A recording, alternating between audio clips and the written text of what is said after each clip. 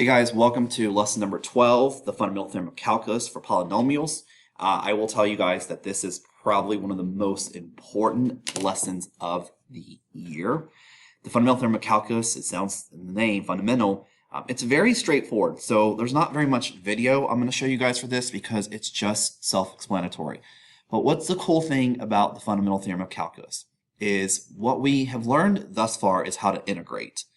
And so if we were to integrate this function, so notice that for all of these problems, they are definite integrals, right? So they have a to b. We're going to integrate from a to b. So what we can do here is we can look at this problem and integrate x cubed or x squared as we normally would. So we've learned this in the previous video. So it's going to be x cubed over 3. And then we just want to evaluate this. We want to evaluate this from 1 to 2. So the fundamental theorem of calculus says that when we integrate a function, we're actually going to set that equal to whatever the integration is. So this is the antiderivative of this, and we're going to replace b in the antiderivative, and we're going to subtract our a in our antiderivative. That's all it is. So this problem is going to be equal to, and if you guys want to think about it like this, it's just going to be f of 2 minus f of 1, where f is the function, the original function before we get to this, and this would be f prime of x. So that's the way I want to show it to you guys here, because this is the way that we really like to see it. So if I ask you guys to take this and integrate this derivative, then we get the position function back, or whatever you want to call it. God, why am I writing that?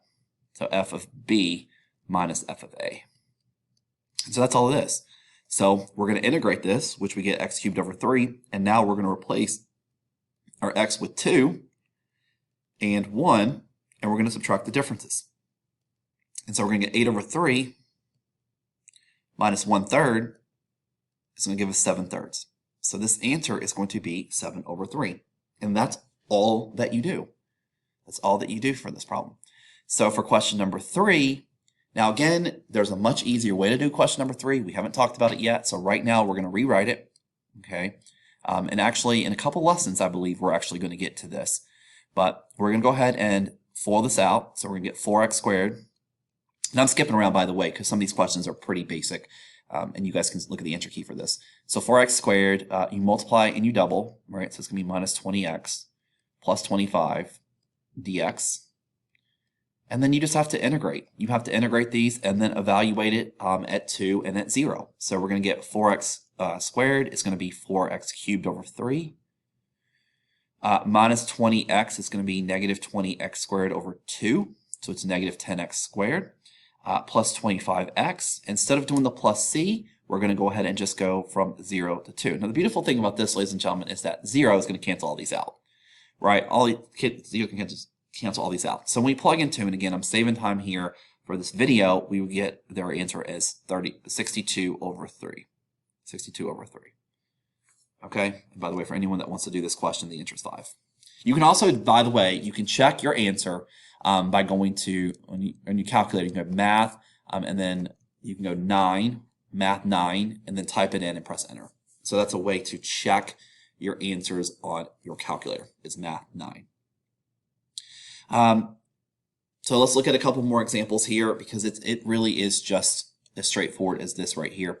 So for this one, I'm going to go ahead and integrate again, but before I do that, I'm going to rewrite this as x to the negative 2 dx. So we're going to go ahead and do the integration of x, which is going to be x squared over 2. We're going to go ahead and integrate the x to the negative 2. We're going to add 1. So it's going to be negative 1 over negative 1. And we're going to evaluate that from negative 2 to negative 1. So this is going to be x squared over 2. The negatives cancel out. So it's going to be plus. It's going to be 1 over x evaluated from negative 2 to negative 1. And when you all is said and done here, you're going to get the answer as negative 2 when you start plugging in values for this. All right, so it's pretty straightforward for these problems. Question number 6, again, strategy time, is you want to split this up. Right, you want to split it up. So it's going to be 2x squared over x squared, which is going to give you 2. And then you're going to get 1 minus 1 over x squared, so it's just going to be x to the negative 2 dx. So it's just really nice to be able to simplify this down a little bit more. And so we're going to get 2x. We're going to get, we've actually already integrated this negative 2, right? So it's a negative 1 over negative 1. And we're going to evaluate that from 1 to 9. All right, and so again, we're going to get 2x for this problem. We're going to get plus 1 over x, evaluate from 1 to 9. And this one we can just show you. So it's going to be 18.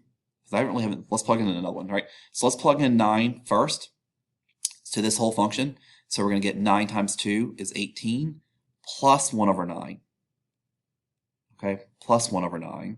And then we're going to minus, and we're going to plug in now 2. Or sorry, 1. So 2 times 1 is 2. Plus 1 over 1 is 1. And we're going to be able to simplify this down. And again, it's because it's multiple choice, or it's FRQ, we could leave it like this if we want to, because these fractions do become pretty nasty questions, but it ends up being, when you do simplification for it, it's 130 over 9. 130 over 9. I stand corrected. It's 136 over 9. 136 over 9. I looked at my answer key incorrectly. Okay, so let's look again at question number 8. Because question number 7 is just similar to number 6. You can split them up and then simplify more. So, you know, t squared times the square root of t is really just t squared times t to the 1/2, right? So, these would just cancel out, actually, if you were to just simplify your terms here. Let's go back and refresh our memory now how to do this one, how to do question number 8, because I think this one's actually a really good question that we can talk about for. So we want to integrate an absolute value, right? There's really no clear way of doing that except for graphing it and looking at the area on the curve, at least for this class. So if we want to look at this graph, we want to say, well, let's go ahead and plug in 0. When we plug in 0 to our function, we're going to get 4. So we know that there's a point at 0, 4. When we go ahead and plug in the other part here, 5, we plug in 5 to this, we're going to get 4 minus 10, which is negative 6. The absolute value of negative 6 is just 6. And then we want to figure out where it hits the x-axis, so we're going to do 4 minus 2x equals 0. We're just trying to figure out, you know, the point of this graph. So at x equals 2, I also have a point where y is 0. So all we're going to do to find this answer is actually, so there's our function, is just find the area underneath these curves, to find the area of this triangle here and the area of this triangle here. And that's all that you do to find this, to solve this problem. So it's going to be 1/2. This base is going to be 2, and this height's going to be 4. And we're going to add to the other triangle, which is going to be 1/2. This base is going to be 3, and this height's going to be 6. And then when you add them up, you're going to get good old 18. Good old 13. I have no idea why I cannot mentally math right now. It is definitely going to be 13. That is clearly 4, and that is clearly 9. So 4 plus 9 is definitely 8. It's 13. Oh my goodness. Question number 9, same thing, right? Split it up. You suggest I write this as x to the 1/3, split it up, and be able to do the question as is. Question number 10 and question number 11 is very similar to, it says find the area under the parabola from 0 to 1. So again, ladies and gentlemen, I'm not going to do these problems, but it's just saying, okay, if we're finding the area under the parabola, it's just asking us to integrate from 0 to 1 of x squared dx. So actually, this one's really easy to do, so let's just do it. But that's it. It says area under the parabola is just integration. It's going to give you the interval and give you the function. So we just want to integrate this. This is going to be x cubed over 3, and we're going to evaluate this from 0 to 1. One thing I will tell you, and I haven't mentioned this actually yet, is that you could, if you wanted to, if you guys get crazier numbers, is you see that this is really 1/3 x cubed evaluated from 0 to 1. So you could, if you want to, factor out a constant first. And that's another thing, a strategy that you guys can use here, is factor out a constant if you know, because they're going to be both multiplied by it, right? Because you're putting that in there. So I can factor out this constant, and then I can go ahead and just put the 1/3 in there, or the 1 in there. And so it's just going to be 1/3 times 1 minus 0. So this answer is going to be 1/3. Okay. And then for the last question, it says find the area under the curve of our function on the interval from 1 to 4. So it'd be from 1 to 4. And then I would just go ahead, while I'm doing this, split this thing up. Right, split this thing up and just do this. And then you would just integrate it per normal. Okay, and when you do integrate this, you are going to get 27 over 4. So this is basic calculus. I don't need to do too many examples with you guys on that. So I'm going to leave that as our first video for fundamental theorem of calculus. It really is just straightforward integration. Plug in your value, your top function. The one thing, and I don't know if it's going to come later, so I'm just going to show you right now because I don't know. I just want to verify it. So one example I was expecting to see that I didn't see, and this is, what if I gave you guys something like the integration of 5 to 3?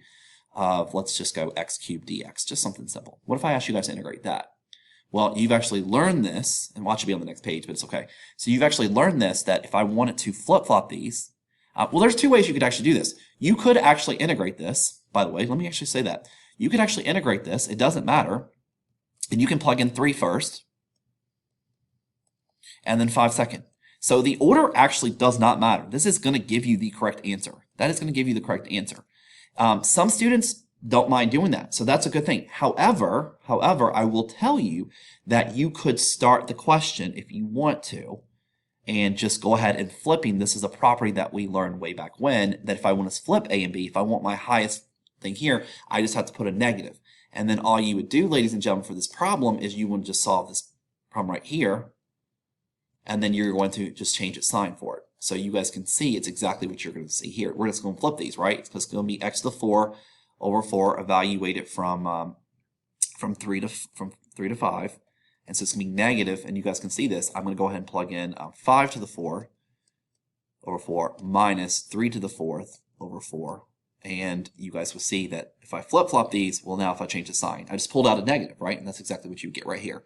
So they're the same thing. They're going to be the same value. So just want to throw that one out there to you guys as well. So that's, again, fundamental theorem of calculus in a nutshell. So hopefully that makes sense, and I'll see you guys in the next video.